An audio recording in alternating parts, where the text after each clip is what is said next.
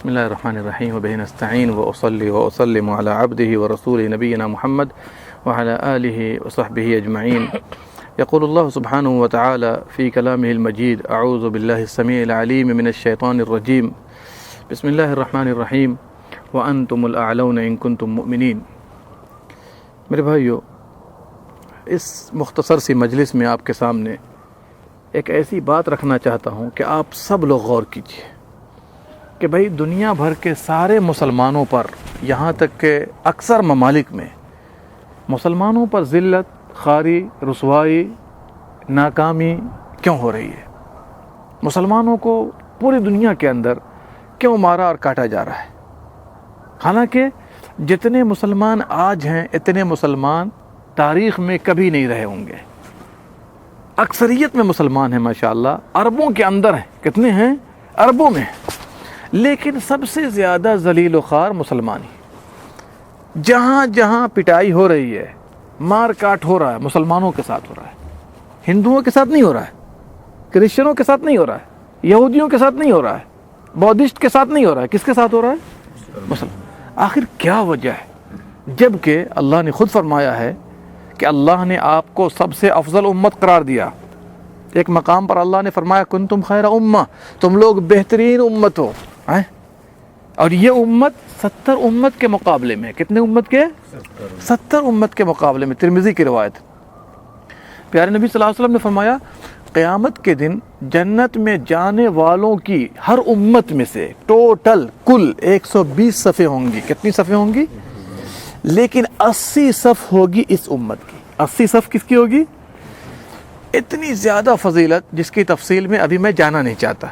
لیکن میں پوچھنا چاہتا ہوں کہ آپ لوگوں نے کبھی غور کیا کہ دنیا بھر میں مسلمان ذلیل و خوار کیوں ہیں؟ کیا وجہ ہے؟ کبھی آپ لوگوں نے غور کیا؟ اصل کیا ہے کہ ہمارے پاس وقت ہی نہیں غور کرنے کا. ہر آدمی صبح سے شام تک اپنے دنیاوی کام میں لگا ہے، کھا رہا ہے، پی رہا ہے، نماز پڑھ رہا ہے، سو رہا ہے. اس کو دوسرے بھائیوں کی فکر ہی نہیں ہے. اگر یہی چیز آپ کے اوپر ہو جائے پھر آپ چوکنا ہو جائیں گے، بیدار ہو جائیں گے. ابھی آپ پر ہم پہ نہیں ہے نا، اسی لیے ہمیں اس کی فکر نہیں ہے. لیکن نبی صلی اللہ علیہ وسلم نے فرمایا ہے کہ سارے مومن ایک جسم کے جیسے ہیں. سارے مومن ایک جسم کے جیسے ہیں. جیسے جسم کے ایک حصے کو تکلیف ہوتی ہے سارا جسم متاثر ہوتا ہے کہ نہیں ہوتا ہے؟ اسی طرح ایک بھائی کو تکلیف پہنچے سارے مسلمانوں کو تکلیف ہونی چاہیے. تو اگر ہم آپ سے مشورہ کریں کہ بھائی دنیا بھر میں مسلمان کیوں ذلیل ہیں تو آپ کیا جواب دیں گے؟ مذہب سے دوری ہے. مذہب سے دوری نہیں، مذہب سے دوری تو ہے، لیکن مذہب سے دوری کس ناحیے سے؟ کس ناحیے سے؟ وہ ناحیہ لائیے جس سے ہمیں اور آپ کو پتہ چلے کہ ہمیں اور آپ کو کیسا ہونا چاہیے. ایسے ہی لوگوں سے مشورہ کیا گیا کہ بھائی آپ لوگ اپنا اپنا مشورہ دو کہ بھائی مسلمانوں کی ذلت کیوں ہے اور یہ ذلت کیسے ختم ہوگی. نہیں سمجھا؟ ایک آدمی نے مشورہ دیا کہ بھائی دشمنان اسلام، یہود و نصارہ اور جتنے بھی ہیں، ان کے مکر و فریب کو معلوم کیا جائے اور اس کے خلاف ہم لوگ چلنے کی کوشش کریں، ان کے مکر کو ختم کرنے کی کوشش کریں. ٹھیک ہے. دوسرے ایک بھائی نے مشورہ دیا کہ نہیں، بلکہ جیسا کہ آج کا ماحول ہے جہاد کو قائم کیا جائے. کچھ لوگوں نے کیا کہا؟ جہاد کو قائم کیا جائے، ان سے لڑائی کی جائے، قتال کیا جائے. ٹھیک ہے، یہ دوسرا مشورہ آیا. تیسرا مشورہ آیا کہ نہیں، ظالم حکمرانوں کا دخل ہے، ظالم حکمرانوں کا دخل ہے. اگر یہ ہمارے حکمراں صحیح طریقے سے مسلمان ہوتے تو پھر یہ پریشانی نہیں آتی. چوتھا مشورہ آیا کہ نہیں، بلکہ اصل کمی کیا ہے کہ ہمارے عقائد درست نہیں ہیں، ہماری بنیاد درست نہیں ہے، مضبوط نہیں ہے، اس لیے یہ پریشانی آ رہی ہے. اس طرح سے اور بھی کئی ایک مشورے آئے. تو یہاں پر غور طلب بات یہ ہے کہ 4 مشورہ کم سے کم سامنے آیا. ٹھیک ہے نا؟ پہلا مشورہ کیا آیا؟ دشمنان اسلام کے مکر و فریب کو، ان کی سازشوں کو سمجھا جائے. اب اس بنا پر بہت سے لوگ، توجہ کے ساتھ سنیے، اس بنا پر بہت سے لوگ ان کے مکر و فریب کو معلوم کرنے کے لیے انٹرنیٹ، مجلے، میگزین ان کے پیچھے لگ گئے. اور ان لوگوں نے سوچا کہ نہیں بھائی، اب ہم لوگوں کو سیاست میں نکلنا چاہیے. کس میں؟ سیاست میں نکلنا چاہیے. اب سیاست میں نکلنے کے بنا پر انہوں نے سیاست کی دعوت دینی شروع کر دی. کہا کہ جمہوریت کو عام کرو، سیاست میں آؤ، کرسیاں لو تاکہ ہمیں اور آپ کو کامیابی ملے. جبکہ اللہ فرماتا ہے کہ اگر تم لوگ تقوی اختیار کرو گے اور صبر کرو گے تو دشمنوں کا کوئی بھی مکر و فریب، دشمنوں کی کوئی بھی سازش آپ کو نقصان نہیں پہنچائے گی. وَإِن تَصْبِرُوا وَتَتَّقُوا لَا يَضُرُّكُمْ كَيْدُهُمْ شَيْئًا. توجہ کر رہے ہیں کہ نہیں کر رہے ہیں؟ اگر تم لوگ صبر کرو گے، تقوی اختیار کرو گے تو دشمنوں کی کوئی بھی چال آپ کو نقصان نہیں پہنچائے گی. ٹھیک ہے، اس کا مطلب یہ ہوا کہ صبر اور تقوی ہم نہیں کر رہے ہیں، اس بنا پر دشمن ہمیں نقصان پہنچا رہے ہیں. ٹھیک ہے نا. دوسرا مشورہ کیا آیا تھا؟ کیا آیا تھا؟ جہاد کرو. ٹھیک ہے. جب جہاد کے پیچھے لوگ گئے، سمجھ رہے ہیں، تو جہاد بھی انہوں نے قرآن و سنت کے نظام اور قانون کے خلاف ورزی میں کرنی شروع کر دی. عقیدہ صحیح نہیں ہے، جہاد کی دعوت دے رہے ہیں. کیا اس جہاد سے کوئی فائدہ ہوگا؟ نہیں فائدہ ہوگا. اور پھر جب مسلمان قلت میں ہو تو جہاد کرنا فرض نہیں ہے. جہاد کرنا اس لیے کہ نبی صلی اللہ علیہ وسلم مکے میں تھے 13 سال، کبھی کوئی چاقو اٹھایا کسی کافر کے اوپر؟ صبر کرتے رہے. کیا کرتے رہے؟ صبر کرتے رہے، لیکن جہاد نہیں کیا. اور آج کیا ہے کہ اس نام پر لوگوں کو کھڑا کیا گیا، فائدے سے زیادہ نقصان ہو رہا ہے. اب مثال کے طور پر میں آپ کو ایک بات بتاتا ہوں کہ غیر مسلموں کی کسی چیز کو ہم نے نقصان پہنچا دیا، کسی مندر کو، کسی گرجا گھر کو، کسی کو بھی نقصان پہنچا دیا. ٹھیک ہے نا. ہمارے پاس وہ طاقت نہیں ہے، ابھی ہم نے تیاری نہیں کی ابھی. لیکن نقصان پہنچانے کے بعد اس سے ڈبل نقصان مسلمانوں کا ہو جاتا ہے. ہوتا ہے کہ نہیں ہوتا ہے؟ آپ دیکھ لیجئے ممالک کا حال. ایک آدمی نے جا کر بم پھوڑ دیا، اب وہ سمجھ رہے ہیں کیا ہم اللہ کی راہ میں جہاد کر رہے ہیں. اس سے 10 گنا زیادہ مسلمانوں کا نقصان ہوتا ہے. ان کو گھیرتے ہیں، عورتوں کو پکڑ کے لے جاتے ہیں، بچوں کو کاٹتے ہیں، مردوں کو کاٹتے ہیں. تو کیا اس کو جہاد کہا جاتا ہے؟ اسلام میں نہیں کہا جاتا ہے. چلیے تیسرا مشورہ کیا آیا تھا؟ تیسرا مشورہ کیا آیا تھا؟ کیا آیا تھا تیسرا مشورہ؟ حکمراں، ظالم حکمراں ہمارے اوپر مسلط ہے. دیکھیے آپ جیسے ہوں گے حکمراں بھی اسی طرح کے آتے ہیں. آپ جیسے ہوں گے حکمراں بھی. اور یہ قرآن میں اللہ نے فرمایا ہے. اللہ نے فرمایا وَكَذَلِكَ نُوَلِّي بَعْضَ الظَّالِمِينَ بَعْضًا بِمَا كَانُوا يَكْسِبُونَ. ہم ظالموں پر ظالموں کو مسلط کرتے ہیں. کس بنا پر؟ بما كانوا يكسبون، ان کے برے اعمال کے بدلے. جب لوگ اچھے تھے، نبی صلی اللہ علیہ وسلم آئے، ابو بکر آئے، عمر آئے، عثمان آئے، علی آئے، یہ سب کتنے رحم دل لوگ تھے کہ نہیں تھے؟ لیکن جب مسلمانوں میں زیادتی پیدا ہوئی، ظالم ہو گئے لوگ، تو کیسے لوگ آئے پھر؟ حجاج بن یوسف کا نام سنا آپ نے؟ حجاج بن یوسف سے کسی نے شکایت کی کہ بھئی آپ جو ہے بڑے بڑے لوگوں کو مارتے ہو، ہم پر زیادتی کرتے ہو، کیوں کرتے ہو؟ اللہ سے نہیں ڈرتے ہو؟ حجاج بن یوسف ظالم آدمی نے کیا کہا، اس کا جواب سنیے. تم ہمارے پاس شکایت لے کر کے آئے ہو، اگر تم لوگ ٹھیک ہوتے تو ہم بھی ٹھیک ہوتے، اگر تم لوگ ٹھیک ہوتے تو ہم بھی ٹھیک ہوتے. جب صحابہ نیک لوگ تھے، ابو بکر آئے، عمر آئے، عثمان آئے، علی آئے، حسن آئے، فلاں آئے. کیوں؟ جیسے نیک لوگ تھے اللہ نے ویسے ہی عادل بادشاہوں کو دیا، عادل خلفاء کو دیا کہ نہیں دیا؟ کہا جب تم لوگ خراب ہو گئے تو اللہ نے ہم جیسے خراب کو تم پر مسلط کر دیا. دیکھ لیجئے اس میں ہمارے لیے سبق ہے. آج ہم شکایت کرتے ہیں کہ نہیں ہمارے حکمراں ظالم ہیں، ہمارے حکمراں ایسا کر رہے ہیں، تو بات وہی آئے گی. آپ ٹھیک ہو جائیے، حکمراں بھی اللہ تعالیٰ بدل کے اچھا لا دے گا آپ کے اوپر. آخری مشورہ جو آیا تھا اس پر غور کیجئے. کہا کہ ہمارے عقائد درست نہیں ہیں، اور میں سمجھتا ہوں کہ اہم وجہ یہی ہے. میں سمجھتا ہوں کہ اہم وجہ، اگر ہر مسلمان اپنے عقیدے کو قرآن اور سنت کے مطابق کر لے، جیسا عقیدہ اللہ نے قرآن میں بیان فرمایا، جیسا عقیدہ محمد صلی اللہ علیہ وسلم نے اپنے فرمان میں بیان فرمایا، تو میں سمجھتا ہوں یہ بنیاد مضبوط ہوگی.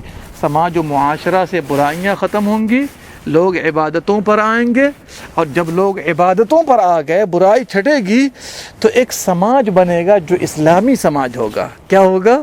اسلامی سماج ہوگا. آج لوگ کہتے ہیں نا ہم خلافت قائم کرنا چاہتے ہیں، ہم اسلامی حکومت. ایسے قائم نہیں ہوتی اسلامی حکومت. ہمارے نبی نے کیسے کیسے قائم کیا, ذرا اس طریقے پر غور کیجئے. کیسے قائم کیا؟ خالی سیاست کی دعوت دیتے رہے, اسلامی حکومت کی دعوت دیتے رہے؟ پہلے بنیاد کو مضبوط کیا ہے. کس کو؟ اور بنیاد کو مضبوط کرنے میں 13-15 سال لگ گئے. کتنے سال لگے؟ چونکہ آپ کو پتا تھا بنیاد مضبوط نہیں ہوگی تو برائی ختم نہیں ہوگی. جب بنیاد مضبوط نہیں ہوگی لوگوں کو نمازوں کے لیے ٹھیلنا پڑے گا, جیسے آج ٹھیلا جاتا ہے. ہاں آج ٹھیلا جاتا ہے کہ نہیں؟ اے بھائی آؤ نا نماز پڑھنے کے لیے, آؤ نا نماز. ارے بھائی اگر بنیاد مضبوط ہو تو نماز کے لیے کہنے کی ضرورت پڑے گی. جب صحابہ کا ایمان مضبوط ہوا, بنیاد مضبوط ہوئی, شراب کے پیالے منہ کے پاس ہیں پھینک دیا. ہم ہوتے تو پی لیتے, کہتے ذرا پھر بعد میں پوچھوں گا کیا معاملہ ہے. ہمارا آپ کا یہی حال ہے نا. کہا جاتا ہے سگریٹ چھوڑو تو کہتے ہیں کم کر دیا ہوں. کیا کہتے ہیں لوگ؟ سبحان اللہ. تمباکو چھوڑ دو, کیا کہتے ہیں؟ بہت کم کر دیا, پہلے تو بہت کھاتا تھا اب بہت کم کر دیا ہوں. سبحان اللہ. یہ کم کب تک؟ موت تک. سبحان اللہ. کیوں؟ بنیاد مضبوط نہیں ہے. اگر اللہ سے محبت ہو, بنیاد مضبوط کر کے رسول اللہ سے محبت ہو, ایک مرتبہ آپ سے کہا جائے گا بھیا ذرا یہ برائی ہے چھوڑ دو, کہیے گا انشاءاللہ آج کے بعد نہیں پیوں گا. جب شراب کی حرمت کی آیت نازل ہوئی, اللہ نے سوال کیا قرآن میں, فہل انتم منتہون, تم لوگ شراب سے رکو گے کہ نہیں رکو گے, باز آؤ گے کہ نہیں آؤ گے؟ عمر فاروق نے کیا کہا تھا؟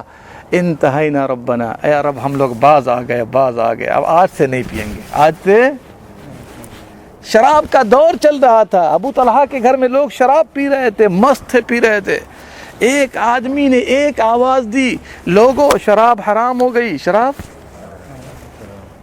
ابو طلحہ نے کہا, آواز جب کان میں پڑی, کہا انس ذرا جا کے دیکھو تو کیا آواز آ رہی ہے. لوگ نشے میں تھے نا اس وقت. گئے انس دیکھنے کے لیے, سننے کے لیے.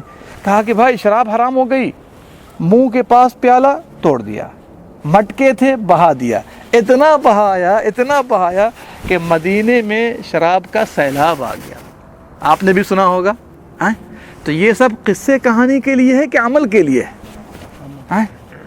دیکھیے صحابہ کے دل میں جب ایمان اور عقیدہ مضبوط ہو گیا, اللہ اکبر. کبھی آپ نے سنا کسی صحابی نے ایک نماز چھوڑ کر سوئے رہ گئے, کہا کہ ہم کل سے پڑھیں گے, جمعہ سے پڑھیں گے؟ کبھی سنا آپ نے؟ اللہ اکبر. میرے بھائیو, یہ مثالیں کیوں پیش کر رہا ہوں میں کہ اصل چیز یہ ہے کہ ہم نماز کی دعوت دیتے ہیں. ہم کہتے ہیں بھیا رمضان آ گیا, سب لوگ روزہ رکھو, کوئی روزہ نہیں توڑے گا, کہتے ہیں نا. حج کرنے کا وقت آتا ہے, بھئی تم لوگ حج کیوں نہیں کرتے ہو, چلو حج کرنے ہمارے ساتھ. لوگ جاتے بھی ہیں ماشاءاللہ. لیکن سوال یہ پیدا ہوتا ہے کہ یہ دعوت منہ سے آواز کیوں نہیں پھیلتی ہے کہ بھائی تم لوگ اپنا عقیدہ درست کرو, عقیدہ چیک کرو قرآن و سنت کی روشنی میں. آج آپ کو کتنے عقیدے ایسے ہیں جو معلوم ہی نہیں کہ اسلام میں عقیدہ بھی کس کو کہتے ہیں, نہیں معلوم ہے. اسی لیے میرے بھائیو, اصل کمی ہمارے اندر کیا ہے کہ جب بنیاد درست نہیں ہے, اس بنا پر عبادتوں کے لیے ٹھیلنا پڑتا ہے لوگوں کو, برائی سے روکنے کے لیے 50 مرتبہ کہیے گا پھر بھی آدمی نہیں چھوڑتا ہے. اور نبی صلی اللہ علیہ وسلم نے اسی حکمت عملی سے پہلے بنیاد کو مضبوط کر دیا. عبادات کے لیے لوگ سبقت کرتے تھے, عبادات کے لیے لوگ, اللہ اکبر, سنتوں کے لیے مار کرتے تھے. اس طرح آگے بڑھ کے سنتوں پر عمل کرتے تھے کہ اللہ اکبر, آپ گمان نہیں کر سکتے ہیں. کوئی صحابی ایسا رہا جو کہ اس نے جو ہے تہجد کی نماز بھی چھوڑی ہو؟ نہیں سنیں گے آپ. کیوں؟ اللہ سے محبت ہے, رسول اللہ سے محبت ہے, اسلام سے محبت ہے, عقیدے سے محبت ہے. سعید ابن المسیب بڑے مشہور تابعی ہیں, کیا کہتے ہیں؟ 25 سال سے اذان ہوتی ہے اور میں مسجد میں ہوتا ہوں. کہاں پر ہوتا ہوں؟ سبحان اللہ. اور ہم لوگ انتظار کرتے ہیں نمازیوں کا. کھانا کھانے کا وقت ہمارا یہی ہے. ہونا تو یہ چاہیے آپ 10 منٹ پہلے کھانا ختم کیجئے, اور نہیں تو پھر عشاء کے بعد کھائیے, اس لیے کہ نماز مقدم ہے, نماز مقدم ہے. جب آپ نے سنا اللہ اکبر, اللہ سب سے بڑا ہے, خلاص اسٹاپ. جب آپ نے سنا اشہد ان لا الہ الا اللہ, نبی صلی اللہ علیہ وسلم کا حال معلوم ہے, اذان کی آواز کان میں پڑتی, بیوی بچوں کے ساتھ بات چیت کر رہے ہوتے تھے, ایسا اڑ جاتے تھے گویا ان کو پہچانتے بھی نہ تھے.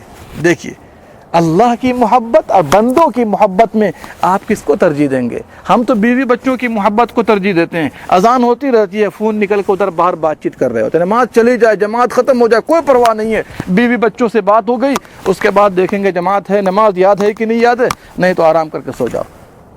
میرے بھائیو، اس طرح سے کام نہیں چلے گا، اس طرح سے کبھی بھی کام نہیں چلے گا۔ اسی لیے میں نے پہلے کہا، اگر بنیاد مضبوط کر لیں کہ توحید کیا ہے، شرک کیا ہے، سنت کیا ہے، بدعت کیا ہے، شرک کے اندر کیا کیا چیزیں داخل ہیں، توحید کے اندر کیا کیا چیزیں داخل ہیں، ان چیزوں کے سیکھنے کا وقت ہونا چاہیے، چونکہ اس مجلس میں ہم آپ کو بتا نہیں سکتے۔ لیکن میں اتنا کہنا چاہوں گا کہ 13 سال میں پیارے نبی نے جس دعوت کو عام کیا ہے، جو بات سمجھائی ہے، آپ سوچئے، آپ 13 منٹ سننے کو تیار نہیں ہیں، انہوں نے 13 سال محنت کی جس چیز پر، آخر وہ ہے کیا چیز، وہ سیکھنا ضروری ہے، اس کو سمجھنا ضروری ہے۔ آج میں آپ کے سامنے 2 4 10 مسائل رکھ دوں، آپ کو اکثر مسائل کا صحیح جواب نہیں معلوم ہوگا، چاہے جائے کہ آپ اس کے مطابق عقیدہ رکھیں۔ آپ کو پتہ ہے توحید کی تعریف کیا ہے؟ آپ کو پتہ ہے توحید کی کتنی قسمیں ہیں؟ آپ کو پتہ ہے ان قسموں کے اندر کیا کیا چیزیں داخل ہیں؟ آپ کو پتہ ہے لا الہ الا اللہ کی شرطیں کتنی ہیں؟ آپ کو پتہ ہے محمد الرسول اللہ کا تقاضا کیا ہے؟ آپ کو پتہ ہے نبی صلی اللہ علیہ وسلم دنیا سے گزر گئے، گزرنے کے بعد ان کی قبر میں زندگی کیسی ہے؟ اس طرح سے اگر سوالوں کو لانا شروع کروں تو پھر آپ کہیے گا کہ دیکھو یہ تو ہم پہلی مرتبہ سن رہے ہیں۔ میرے بھائیوں، لوگوں نے، ہر طبقے کے لوگوں نے اسلامی عقیدے کے ساتھ زیادتی کی ہے، غداری کی ہے۔ نماز چلا رہے ہیں، نماز پڑھنا اچھی بات ہے، سب سے بڑی عبادت ہے، لیکن عبادت سے پہلے عقیدہ ہے۔ عبادت سے پہلے اگر عقیدے میں خامی ہوگی، یہ نمازیں اڑتی ہوئی نظر آئیں گی۔ اسی لیے میری اور آپ کی دعوت یہی ہونی چاہیے کہ جتنا ہم نماز کے لیے لوگوں کو کہتے ہیں، اس سے زیادہ عقیدے کی گفتگو کریں، کہ جب لوگوں کے دل میں اللہ کی محبت داخل ہوگی، اسلامی عقیدہ داخل ہوگا، قسم اللہ کی، پھر آپ کو بار بار نماز کے لیے کہنے کی ضرورت ہی نہ پڑے گی۔ کیوں؟ بنیاد مضبوط ہے، اللہ سے محبت ہے، محبت کرنے والا کبھی پیچھے نہیں جاتا ہے، پیچھے جاتا ہے، آگے جاتا ہے۔ ہم بیوی سے محبت کرتے ہیں، ہر دن محبت میں ترقی ہوتی ہے کہ نہیں ہوتی ہے؟ والدین سے محبت کرتے ہیں، روزانہ ہم فون کرتے ہیں، بغیر ان کے فون سے بات کیے ہوئے نیند نہیں آتی ہمیں رات کو۔ اب آپ مجھے بتائیے، اللہ سے محبت نہ ہو، رسول اکرم سے محبت نہ ہو، پھر آپ کو نیند کیسے آ جاتی ہے؟ اسی لیے آج ہماری دعوت یہی ہے کہ آپ اسلامی عقیدہ سیکھیں، کہ اسلامی عقیدے میں کیا کیا چیزیں داخل ہیں، تاکہ اس کے مطابق اپنا عقیدہ سنواریے، اور پھر آپ بتائیے گا انشاءاللہ نماز کے لیے آپ 5 وقت نہیں، سنت بھی پڑھیں گے، نوافل بھی پڑھیں گے، تہجد بھی اٹھ کے پڑھیں گے۔ یہ بنیاد مضبوط کرنے کی ضرورت ہے۔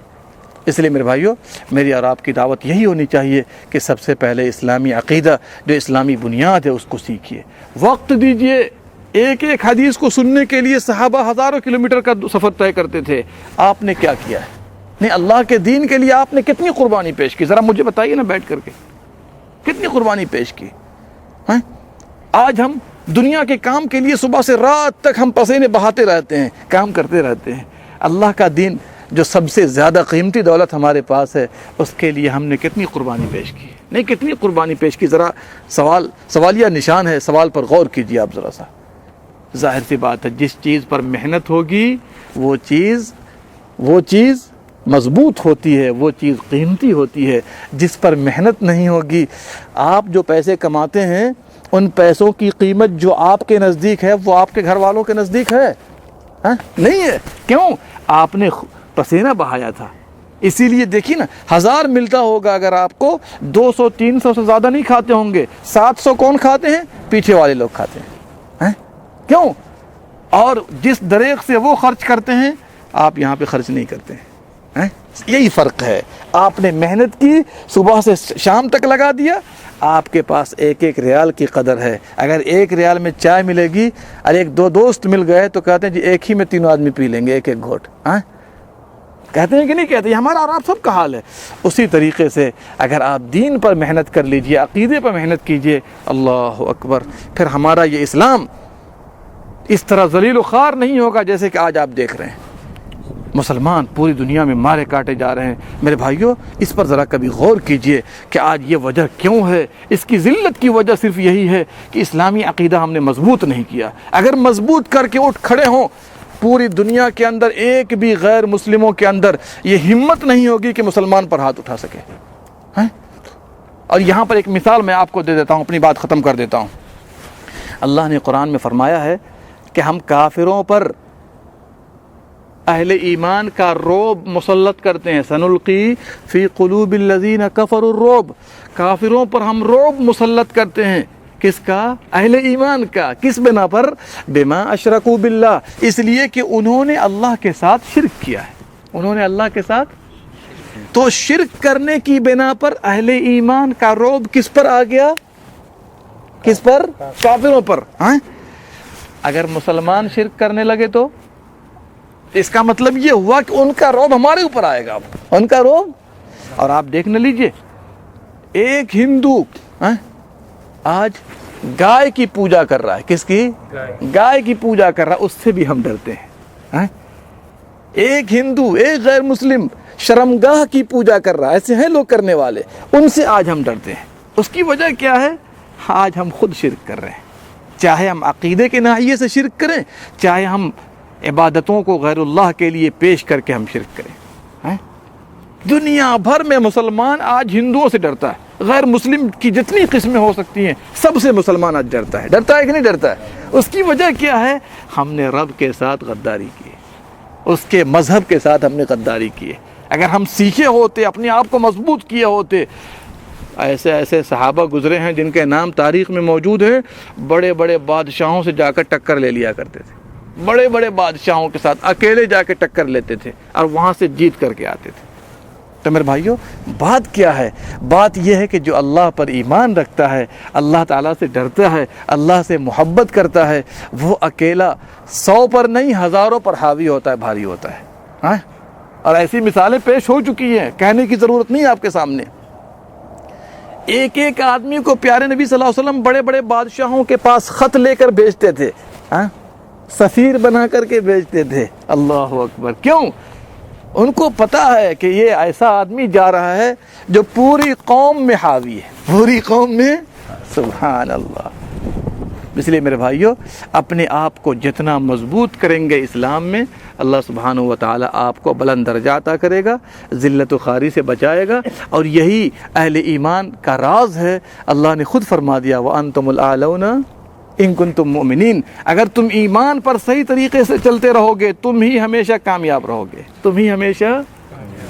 تو میرے بھائیوں، بات اصل یہی ہے کہ دین ہمارا جب قیمتی ہے تو اس قیمتی دین کے لیے آپ سیکھیے، اس قیمتی دین کو سیکھ کر کے اس پر عمل کیجئے، اس کی دعوت کو عام کیجئے، اس کام میں لگ جائیے تاکہ اللہ سبحانہ و تعالیٰ آپ کو دنیا اور آخرت دونوں میں کامیاب فرما دے۔